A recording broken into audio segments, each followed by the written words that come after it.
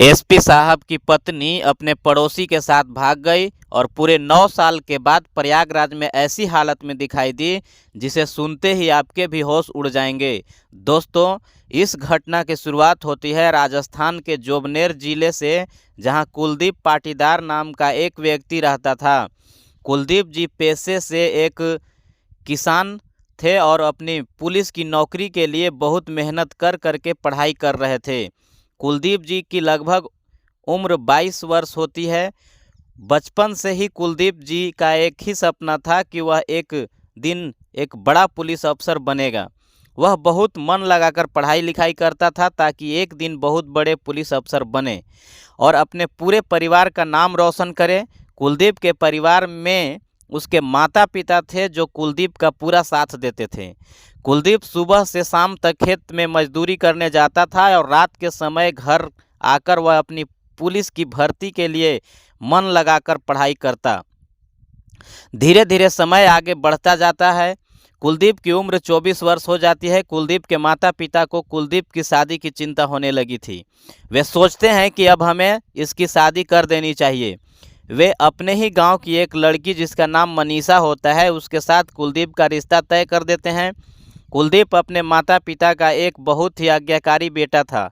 वह अपने माता पिता के इस निर्णय को हंसते हंसते स्वीकार कर लेता है और कुलदीप मनीषा से कहता है, मैं अभी खेत में काम करता हूं, लेकिन मैं बड़ा होकर एक बड़ा पुलिस अफसर बनना चाहता हूं।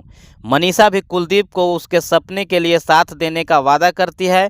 कुलदीप और मनीषा दोनों का विवाह हो जाता है और वह हंसते हंसते एक साथ रहने लगते हैं। विवाह के कुछ ही महीने के बाद कुलदीप की परीक्षा आती है, लेकिन कुलदीप उस परीक्षा में असफल हो जाता है, जिससे कि गांव में कुलदीप की बहुत बदनामी होती है। लोग कुलदीप पर हंसने लगते हैं कि यह तो बहुत पढ़ाई करता था, रात रात भर जागकर मेहनत करता था, फिर भी यह परीक्षा पास नहीं हो सका। लेकिन मनीषा कुलदीप का साथ देती है। मनीषा कुलदीप से कहती है कि कोई बात नहीं, आप और प्रयास करिए, आपको एक न एक दिन सफलता जरूर मिलेंगे। कुलदीप मनीषा के साथ बहुत खुश रहता था। वह अपने लक्ष्य के प्रति अब और ज़्यादा मेहनत करने लगा था। लेकिन कुछ महीने बाद कुलदीप की फिर से परीक्षा आती है और कुलदीप उसमें भी असफल हो जाता है। और अब गांव वाले के साथ साथ मनीषा का भी कुलदीप पर से विश्वास उठने लगता है, क्योंकि कुलदीप खेत में काम करता था और कुलदीप की कमाई इतनी ज़्यादा नहीं थी कि वह अपने माता पिता और मनीषा का खर्चा उठा सके। एक दिन मनीषा को अपने लिए कुछ कपड़े खरीदने होते हैं और वह कुलदीप से कुछ पैसे की मांग करती है, लेकिन कुलदीप के पास उस समय उतने पैसे नहीं होते हैं, इसलिए कुलदीप ना बोल देता है और मनीषा कुलदीप से बहुत ज़्यादा गुस्सा हो जाती है और उसी दिन के बाद से उन दोनों के बीच काफ़ी ज़्यादा मतभेद हो जाते हैं। मनीषा अब जरा जरा सी बातों पर कुलदीप के साथ झगड़ा करने लगी थी।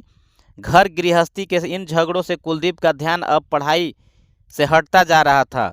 कुलदीप पूरे दिन खेत में काम तो करता था, लेकिन ज़्यादा पैसा नहीं मिल पाता था, जिसके कारण अब उनके परिवार की आर्थिक स्थिति भी बहुत ज़्यादा कमज़ोर होने लगी थी। और अब धीरे धीरे मनीषा को यह लगने लगा था कि कुलदीप एक असफल लड़का है और उसने इसके साथ शादी कर कर बहुत बड़ी गलती कर दी। कुलदीप का अब इन घर गृहस्थियों की झगड़ों से दिमाग काफ़ी ज़्यादा खराब रहने लगा था और धीरे धीरे कुलदीप अपनी पढ़ाई की ओर से दूर होकर नशे की ओर आगे बढ़ने लगा था। कुलदीप सुबह से शाम तक खेत में मेहनत करता और रात को अपने कुछ गलत दोस्तों के साथ समय बिताता और उन्हीं दोस्तों ने कुलदीप को अब नशे की आदत लगवा दी थी, जिसके कारण कुलदीप और मनीषा के बीच अब और ज़्यादा लड़ाई झगड़े बढ़ने लगे गए थे। एक दिन की बात है, कुलदीप सुबह 9 बजे खेत में काम करने के लिए घर से निकल जाता है और सीधा रात को 11 बजे घर पे आता है। जैसे ही कुलदीप घर में आता है, वह जब अपने कमरे में जाता है तो कुलदीप देखता है कि मनीषा कमरे में नहीं है। कुलदीप बाहर आकर अपने माता पिता से मनीषा के बारे में पूछता है, लेकिन कोई भी मनीषा के बारे में नहीं बताता है कि वह कहाँ गए। कुलदीप अपने घर में कई सारी जगह मनीषा को ढूंढने की कोशिश करता है, लेकिन मनीषा उसे कहीं नहीं मिलती। फिर कुलदीप अपने गांव में आसपास मनीषा की तलाश निकालता है, लेकिन मनीषा उसे कहीं नहीं मिल पाती। कुलदीप अपने ससुराल में भी फ़ोन लगाकर पूछता है, लेकिन मनीषा वहां पर भी नहीं होती। फिर अगले दिन कुलदीप अपने गांव के पुलिस थाने में मनीषा के गुम होने की रिपोर्ट लिखवाता है। जब पुलिस जांच करती है तो पुलिस को पता लगता है कि मनीषा कुलदीप के ही पड़ोस में रहने वाले राजेश नाम के एक व्यक्ति के साथ भाग गई है।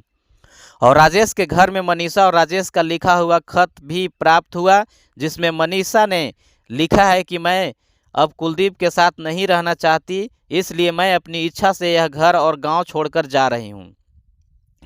कुलदीप को जब वह खत प्राप्त होता है तो वह अंदर ही अंदर टूट जाता है। उसका अच्छाई पर से अब भरोसा उठता जा रहा था। मनीषा के जाने के बाद कुलदीप की हालत अब और भी ज़्यादा खराब होने लग गई थी। कुलदीप अब और भी ज़्यादा नशा करने लगा था और पूरी रात घर नहीं आता था। और कुलदीप को अब मनीषा पर बहुत ज़्यादा गुस्सा भी आने लगा था। एक दिन की बात है, कुलदीप रात को खेतों में बैठकर नशा कर रहा होता है। तभी वहां से उसके स्कूल के एक शिक्षक गुजर रहे होते हैं, जिनकी नज़र कुलदीप पर पड़ जाती है और वहां जाकर कुलदीप के से बात करते हैं कि तुमने अपना यह क्या हाल बना लिया है। तुम तो पढ़ाई में बहुत अच्छे थे और बड़ा होकर एक पुलिस अफसर बनना चाहते थे, फिर तुमने अपनी हालत ऐसी क्यों बना ली। कुलदीप अपने शिक्षक को सारी बात समझाता है। तब वह शिक्षक कुलदीप से कहते हैं कि तुम्हारी ज़िंदगी में जो होना था हो गया। अभी भी तुम्हारी ज़्यादा उम्र नहीं हुई है। तुम अभी भी इस नशे की दुनिया से बाहर आकर अपने भविष्य पर ध्यान दोगे तो तुम एक बहुत बड़े पुलिस अफसर बन सकते हो और अपना और अपने माता पिता के साथ साथ गांव पूरे का नाम रोशन कर सकते हो। वह शिक्षक कुलदीप को बहुत समझाते हैं और उसको मोटिवेट करते हैं, उसको सही रास्ता दिखाने की बहुत कोशिश करते हैं। कुलदीप को भी उन शिक्षक की बातें सही लगती है और कुलदीप के दिल में मनीषा के खिलाफ बहुत ज़्यादा गुस्सा भरा हुआ था। वह मनीषा से बदला भी लेना चाहता था और इसके लिए कुलदीप को अब कुछ बड़ा बनकर दिखाने के अलावा और कोई रास्ता नहीं था। कुलदीप उसी समय ठान लेता है, शिक्षक से कहता है मुझे आपकी बात समझ आ चुकी है, अब मैं इस नशे की दुनिया से बाहर निकलकर वापस अपने भविष्य पर ध्यान दूंगा और इस बार चाहे मुझे कितनी भी असफलता क्यों न मिले जाए, जब तक मुझे सफलता नहीं मिलेगी मैं अपना मेहनत नहीं रोकूंगा। कुलदीप उसी रात अपने नशे की आदत छोड़कर अपने घर जाता है, अपने पुराने पेटियों में से अपनी किताबें निकालता है और उसी रात से अपनी पुलिस की परीक्षा की तैयारी प्रारंभ कर देता है। अगले दिन से कुलदीप सुबह से शाम तक खेत में जाकर मन लगाकर काम करता और शाम को घर आता तो पूरी रात जागकर वापस से अपनी पढ़ाई पर ध्यान देता था। और कुलदीप ने वापस से अपनी पढ़ाई लिखाई शुरू कर दी थी और इस बार कुलदीप किसी की नहीं सुनता था। वह अकेला बंद कमरे में बैठकर किताबों के साथ बात कर कर अपनी पढ़ाई पर ध्यान देने लगा था। कुलदीप को इस हालत में देखकर उसके घर वालों का भी हौसला बढ़ गया था। उन्हें भी अब लग रहा था कि इस बार कुलदीप कुछ बड़ा करके दिखाएगा। धीरे धीरे समय आगे बढ़ता जाता। कुछ महीनों के बाद पुलिस की परीक्षा आ जाती है और कुलदीप वह परीक्षा देता है। जब उस परीक्षा का रिजल्ट आता है तो कुलदीप उस परीक्षा में बहुत अच्छे नंबरों के साथ पास हो जाता है। कुलदीप की पुलिस में नौकरी लग जाती है। उस समय ट्रेनिंग चलने के बाद कुलदीप को अपनी पहली पोस्टिंग अपने पास के ज़िले में मिल जाती है। कुलदीप एक बहुत ही नेक इंसान था। उसके मन में किसी के प्रति कोई बुराई नहीं थी और कोई लालच नहीं था, इसलिए वह अपने पुलिस की नौकरी भी बहुत ईमानदारी के साथ मन लगाकर करता था। कुलदीप गांव वालों के साथ हो रहे अन्याय को भी रोकने के लिए बहुत ज़्यादा कोशिश करता था और गलत के खिलाफ आवाज़ उठाने से कभी भी पीछे नहीं हटता था। धीरे धीरे कुछ साल बीत जाते हैं। कुलदीप की इसी ईमानदारी और इसी हौसले को देखते हुए पुलिस डिपार्टमेंट भी कुलदीप को प्रमोशन देते हैं। कुलदीप जैसे जैसे आगे बढ़ता जा रहा था उसके ऊपर जिम्मेदारियां बढ़ती जा रही थी और वह अब अपना हर एक काम बहुत ईमानदारी के साथ कर रहा था। साथ ही साथ कुलदीप अपने कुछ गुप्त सूत्रों से मनीषा की खबर निकालने की कोशिश भी करता है, लेकिन कुलदीप को मनीषा की कोई खबर प्राप्त नहीं हो पाती। कुछ समय के बाद कुलदीप को अपने बड़े अधिकारियों से ऑर्डर मिलता है कि प्रयागराज में सदियों का सबसे बड़ा महाकुंभ लगने वाला है और तुम्हें वहां जाकर अपनी सेवाएं देनी होगी। और कुलदीप को प्रमोशन मिल जाता है और कुलदीप अब एक बड़ा पुलिस अफसर बन जाता है। कुलदीप भी खुशी खुशी इस ऑर्डर को स्वीकार कर लेता है और फिर कुलदीप प्रयागराज महाकुंभ में अपनी सेवाएं देने जाने का फैसला लेता है। कुछ ही दिनों के बाद कुलदीप ट्रेन से प्रयागराज पहुंच जाता है। जब कुलदीप वहां पहुंचता है तो वह देखता है कि प्रयागराज में इस बार का माहौल अलग ही है। करोड़ों श्रद्धालु दूर दूर से देश विदेश से इस महाकुंभ का लाभ उठाने आए हुए हैं। कुलदीप तुरंत पुलिस थाने पहुंचकर अपनी ड्यूटी ज्वाइन करता है और प्रयागराज में आए श्रद्धालुओं की सेवा में लग जाता है। कुलदीप वहां पर भी अपनी नौकरी पूरी ही ईमानदारी के साथ कर रहा था। प्रयागराज में कई सारे चोर अलग अलग रूप बनाकर गरीबों को लूटने की कोशिश कर रहे थे। कुछ चोर लोगों को बैग छीनकर भाग रहे थे, कुछ साधु के रूप में आकर लोगों को लूटने का प्रयास कर रहे थे। कुलदीप इस प्रकार के कई सारे चोरों को पकड़ता है और उन्हें जेल भिजवा देता है। कुलदीप के इस काम से प्रयागराज का प्रशासन भी बहुत खुश था। कुछ ही दिनों के बाद शाही स्नान का समय आ जाता है और कुलदीप संगम घाट पर अपनी सेवाएं दे रहा होता है। शाही स्नान वाले दिन संगम घाट पर करोड़ों श्रद्धालुओं की भीड़ आई होती है। लाखों साधु संत आए होते हैं जो कि अपने सभी भक्तों का आशीर्वाद दे रहे थे। संगम घाट पर उस दिन काफ़ी ज़्यादा भगदड़ भी मच जाती है और कुलदीप कई सारे लोगों की जान बचाता है। कई सारे बच्चे जो अपने परिवार से बिछड़ जाते हैं, कुलदीप उन सभी को थाने पहुंचाकर उनके माता पिता को ढूंढकर सभी बच्चों को सही सलामत अपने परिवार वालों के पास पहुंचा देता है। कुछ देर बाद जब कुलदीप वापस संगम घाट पहुंचता है और भीड़ में फंसे लोगों की मदद कर रहा होता है, तभी उसकी नज़र साइड में रोड पर बैठी एक महिला पर जाती है। जैसे ही कुलदीप उस महिला का चेहरा देखता है, कुलदीप के होश उड़ जाते हैं क्योंकि महिला मनीषा जैसी दिखाई दे रही थी। कुलदीप पूरी भीड़ को साइड हटाता है और भीड़ से निकलकर उस महिला के पास जाकर उस महिला से पूछता है कि आपका क्या नाम है।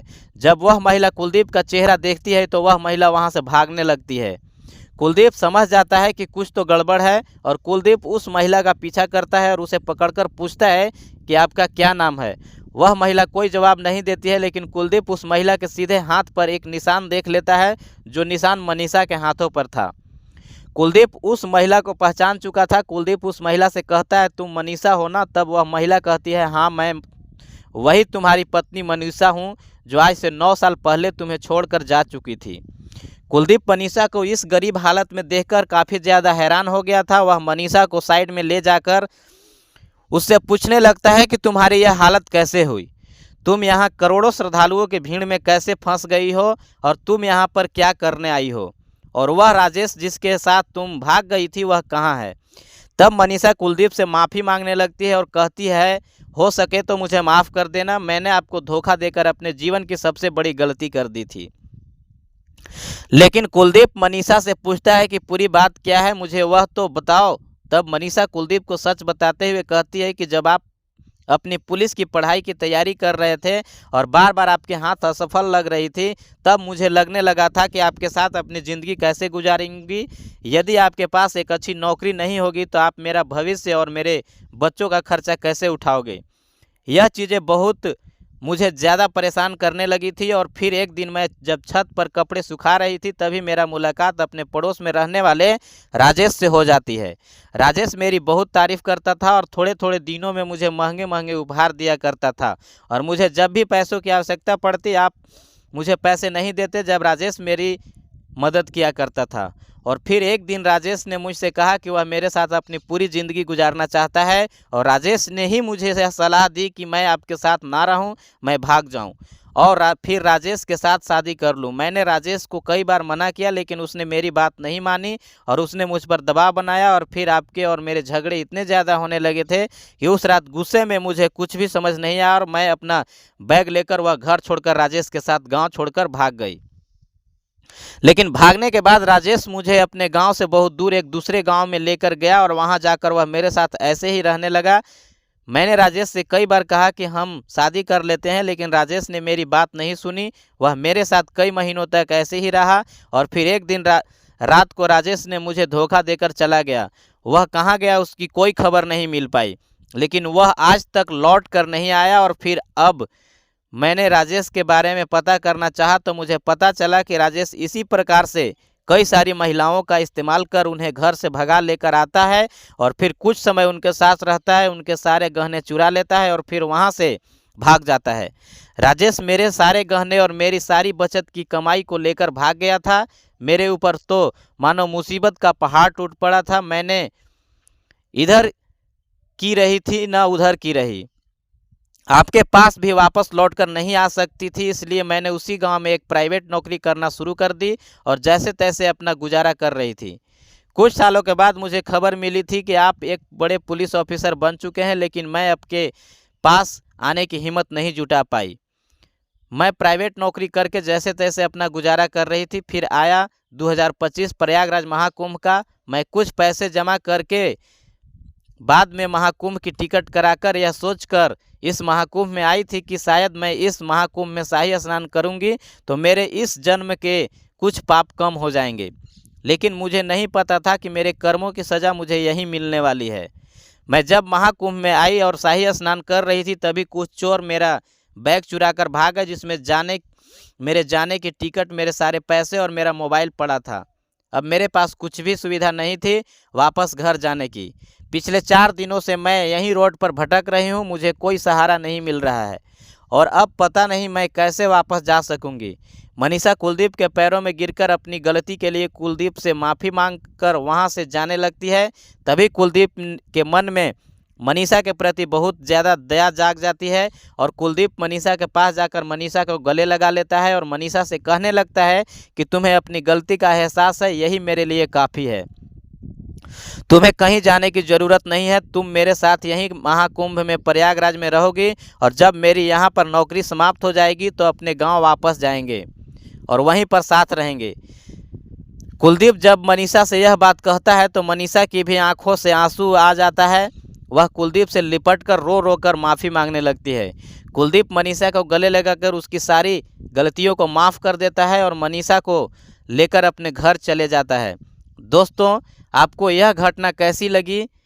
किस प्रकार से कुलदीप ने इतना बड़ा धोखा मिलने के बाद भी दोबारा मेहनत करके अपना इतना बड़ा नाम कमाया और अपने साथ साथ अपने माता पिता का नाम भी रोशन किया। तो दोस्तों, ये कहानी आपको कैसी लगी आप कमेंट करके ज़रूर बताइएगा और चैनल को सब्सक्राइब करना नहीं भूलिएगा। और ये कहानी ये सीख मिलती है कि समय कितना भी बुरा हो अपने लोगों का साथ नहीं छोड़ना चाहिए और अपना लक्ष्य हासिल करने के लिए दूसरों की बहकावा में नहीं भटकना चाहिए। तो मिलते हैं अगले दिन एक नई कहानी के साथ, तब तक के लिए धन्यवाद।